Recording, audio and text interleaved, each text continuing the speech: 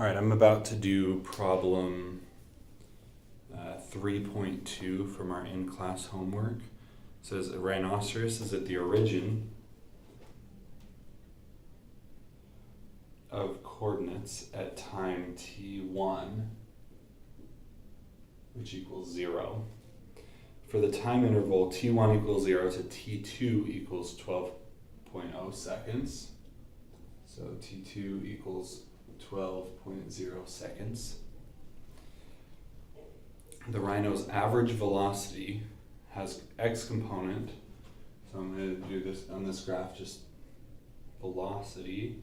So it has x component of negative 3.8 meters per second and a y component of 4.9 meters per second. So at t2, so at 12 seconds, what are the x and y coordinates of the rhino? So where is the rhino actually at t2?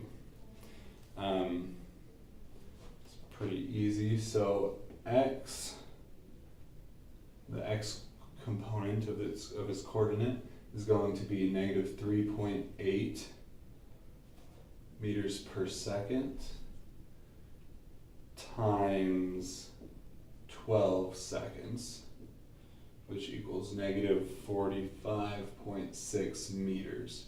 So that's the x component. The y component is going to be 4.9 meters per second times the 12 seconds, which is 58.8 meters. So we know that on the coordinate plane is at 45.6 meters and 58.8 meters. Right here. Let's see. Oh, and that's all of part A right here. So part B asks how far is the rhino from the origin. So I'll go ahead and start a new coordinate plane since that's really velocity there. So we have our x and our y. X is 45.6 meters and y is 58.8 meters. And we know the rhino is over here. We want to find this distance here. So to find that distance, we'll go ahead and just make it into a right triangle, 58.8.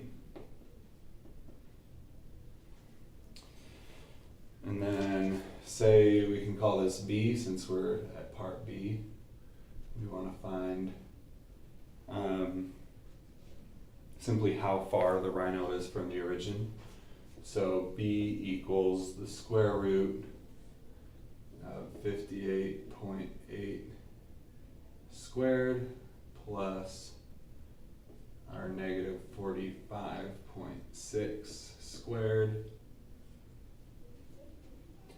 And that all equals out into 74.4 meters. That's how far the rhino is from the origin. That's the end of part B.